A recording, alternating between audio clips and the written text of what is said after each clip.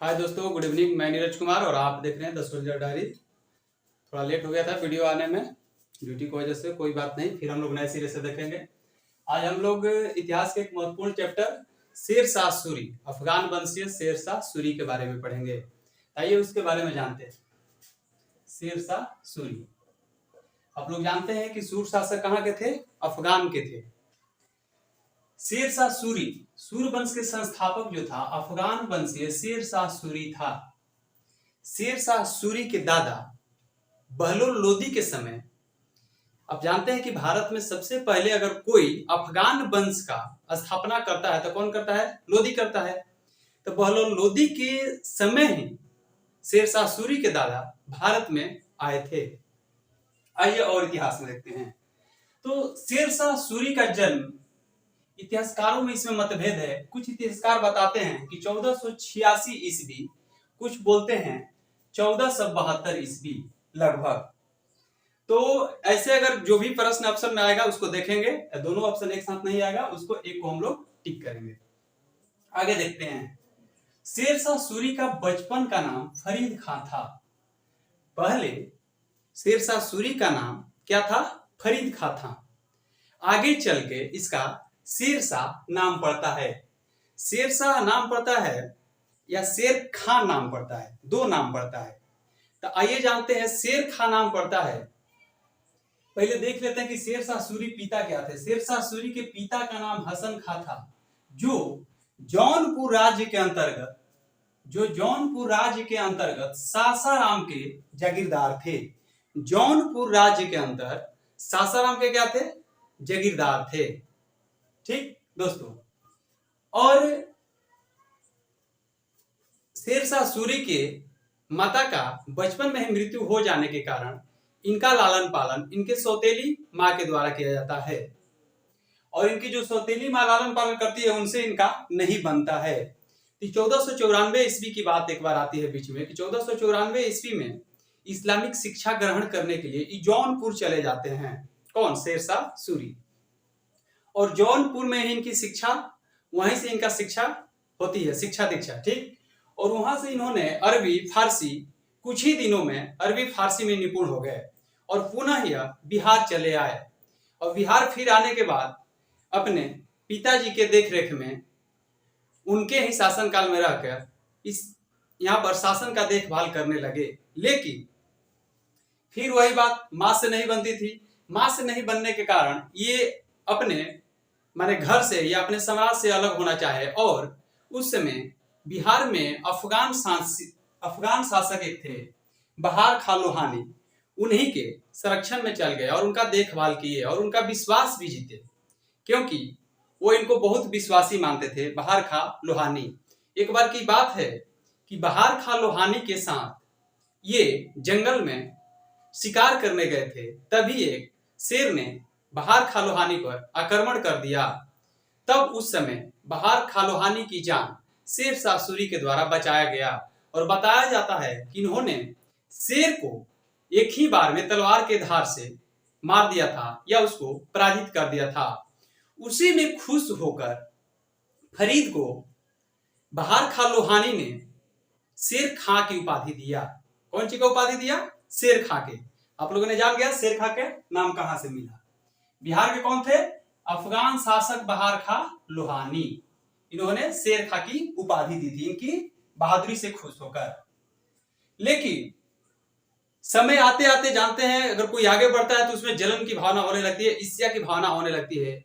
तो बहार खां लोहानी के जो दरबार में और सब जो राजघराने के लोग थे या उच्च पद के जो मंत्री लोग थे, उन लोगों में जलन की भावना होने लगी, और फिर वहां से भी ये चल दिए। वहां से जाने के बाद इन्होंने 1526 में बाबर की सेना में भर्ती हो गए, और बाबर की सेना में भर्ती हुए, जिसमें जो बाबर प्रथम युद्ध लड़ता है 1526 में, उसमें इन्होंने मुगलों को कमी को देखा और बोला कि अगर भाग्य ने साथ दिया तो मैं एक दिन मुगलों को अवश्य पराजित करूंगा। और उसी समय जो मुगल के साथ राजपूत शासक लड़े उनके भी कमियां देखा, और आगे चलकर जो अभियान करेगा राजपूतों के विरुद्ध में भी शेर शाह सूरी करने लगेगा। आइए आगे देखते हैं। शेर खां ने बिलग्राम के युद्ध 1540 ईस्वी में जीता। किसे जीता? हिमाऊ से। उससे पहले की भी एक कहानी है कि 1539 में हमारे बिहार में बक्सर के नजदीक, बक्सर का ही एक अनुमंडल है चौसा, चौसा के निकट 1539 में हिमाऊ से युद्ध होती है, जिसमें हिमाऊ को शेरशाह सूरी पराजित कर देता है। और उसी क्रम में हिमाऊ भागने के क्रम में, क्योंकि जो चौसा है वो गंगा नदी के तट पर है, भागने के क्रम में क्या करता है कि गंगा नदी पर फान जाता है और उसमें उसके घोड़े की मृत्यु हो जाती है, क्योंकि जिस समय युद्ध हुआ था उस समय गंगा नदी में पानी ज्यादा बढ़ा हुआ था। उसी क्रम में जो हिमाऊ का जान है एक निजाम नामक भिस्ती के द्वारा बचाया गया। और बचाने के उपलक्ष्य में हिमाऊ ने भिस्ती से पूछा कि मांगो तुम क्या चाहते हो। आपने इतिहास में एक बहुत छोटा सा टॉपिक पढ़ा होगा जिसमें भिस्ती एक दिन के लिए भिस्ती को राजा बनाया जाता है, क्योंकि भिस्ती जो उनसे मांग करता है, बोलता है कि अगर देना ही चाहते हैं तो हमको एक दिन के लिए राज सिंहासन दीजिए और हमको राजा बनाइए। और उसी एक दिन में आपने सुना होगा कि चामड़े के सिक्का को चलाया गया था। भिस्ती का एक छोटा सा प्रचलित उसमें कहानी है कि भिस्ती क्या करता था कि हमेशा पानी का एक टोकरी लेके, चमड़े का जो समझिए, उसमें लोगों को पिलाया करता था और एक कटोरी लेके कुछ सिक्के या दान मांगा करता था और ऐसे ही घूमते रहता था। तो जो सिक्का मांगता था उसमें झुनझुन की आवाज आती थी। तो उसमें एक कहानी आएगा, झुनझुन की आवाज से निजाम नामक भिस्ती के लिए झुनझुन आता था कोटोरा में, क्योंकि सिक्का मांगता था। तो उसी के उपलक्ष्य में, या बोला जाए कि उसको प्रोत्साहन करने के लिए, हिमाऊ ने एक झुनझुन का कटोरा नामक छोटा सा घर बनाया। किसके याद में? भिस्ती के लिए, क्योंकि भिस्ती ने इसका क्या किया था? जान बचाया था। आइए दोस्तों और नेक्स्ट पॉइंट देखते हैं। शेर खां की मृत्यु कालिंजर अभियान के दौरान हुई थी। उस समय उक्का नामक अग्नियास्त्र चला रहा था। उक्का नामक अग्नियास्त्र चला रहा था, इसका मतलब आप ये ना समझें कि उक्का नामक अग्नियास्त्र से इसकी मृत्यु हो गई थी, क्योंकि जब ये उक्का नामक अग्नियास्त्र चला रहा था उसी समय जो विपक्षी लोग थे, मतलब हिमाऊ की सेना के लोग थे, उनके द्वारा एक माइंस बिगा गया या बारूद बिगा गया, जो दीवार में टकराकर जहां पर शेरशाह सूरी का भंडारण किया गया था अग्नियास्त्र का, उसी में टकरा गया और उसमें विस्फोट हो गया, तो जिसमें शेरशाह सूरी मतलब आधा जल गया। अर्ध जल अवस्था में वो मूर्छित हो गया, लेकिन वो मरा नहीं था। शाम को कालिंजर के किले में उसकी मृत्यु हो जाती, लेकिन उसके पहले वो कालिंजर अभियान का जीत का न्यूज सुन लेता है और इसके बाद इसके बेटा इस्लाम शाह गद्दी पे बैठते हैं और वो 1545 में इनकी मृत्यु होती है। 45 से लेकर 53 तक इस्लाम शाह शासन करते हैं। आइए और आगे देखते हैं।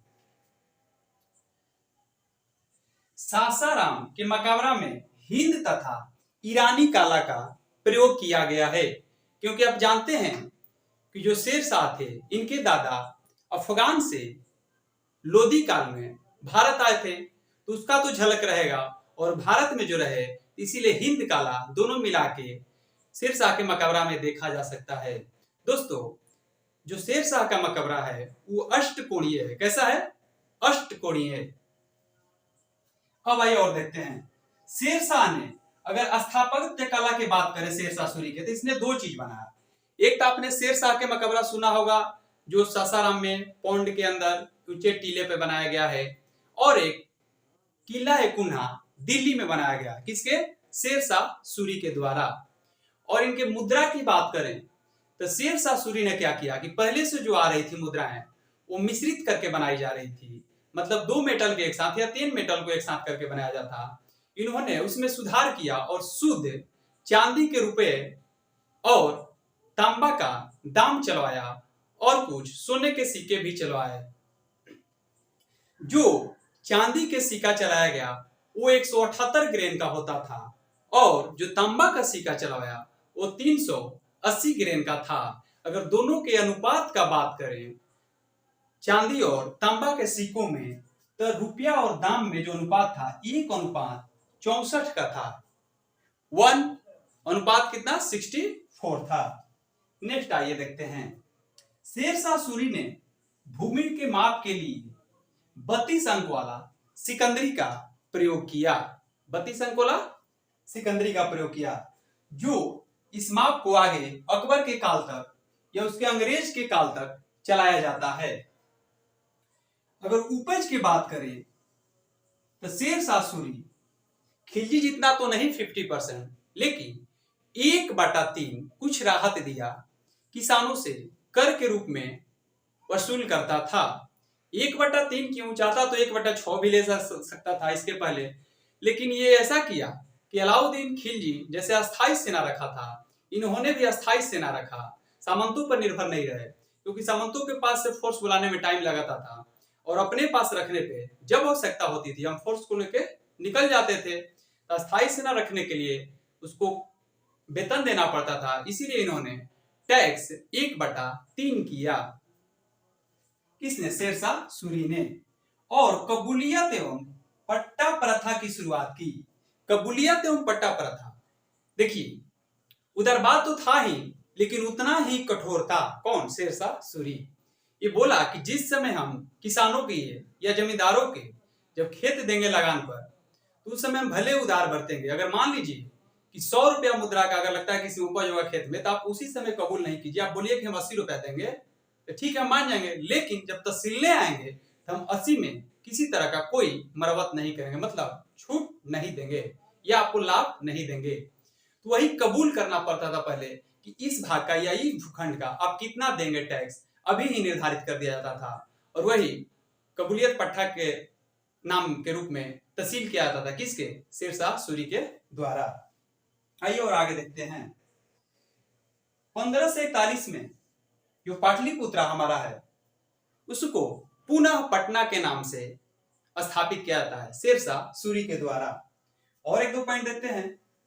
शेरशाह सूरी ने बंगाल को क्या किया कि 47 सरकारों में विभक्त कर दिया, मतलब बांट दिया। इसका भी एक कहानी है कि जब चौसा का युद्ध उस समय होता है 1539 ईस्वी में, हिमाऊ और शेरशाह सूरी के बीच में, उस समय हिमाऊ क्या करता था, बंगाल में अपना अड्डा जमाए हुए था, क्योंकि जो बहार खां लोहानी थे बिहार के शासक, उनकी मृत्यु हो जाती है, तो उनके बेटे के देखरेख में कुछ दिन शेरशाह सूरी रहता है और उनको अपदस्थ करके स्वयं वहां का शासक बन जाता है।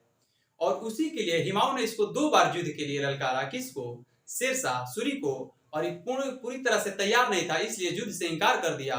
और उसी समय जब हिमाऊ आगरा के रास्ते जा रहा था, तो चौसा नामक स्थान पर दोनों सेनाएं, मतलब शेरशाह सूरी और हिमायू की सेनाएं आमने सामने हुई और 3 महीना तक इंतजार की। तो शेरशाह सूरी को तो सासाराम से सैनिक और खाने पीने का सामान मिल जाता था, लेकिन हिमाऊ को नहीं मिलता था। कलकत्ता से भी इधर दूर आ गया, उधर दिल्ली भी दूर है, आगरा भी दूर है, कहीं से उसको साधन नहीं मिलता था। उसी समय क्या हुआ कि 3 माह तक लगातार बारिश हुआ, जिसमें हिमाऊ की सेना पूरी तरह से डिस्टर्ब हो गई और उसका लाभ उठाते हुए हिमाऊ शेरशाह सूरी ने उस पर आक्रमण कर दिया और उस युद्ध को क्या किया? जीत लिया।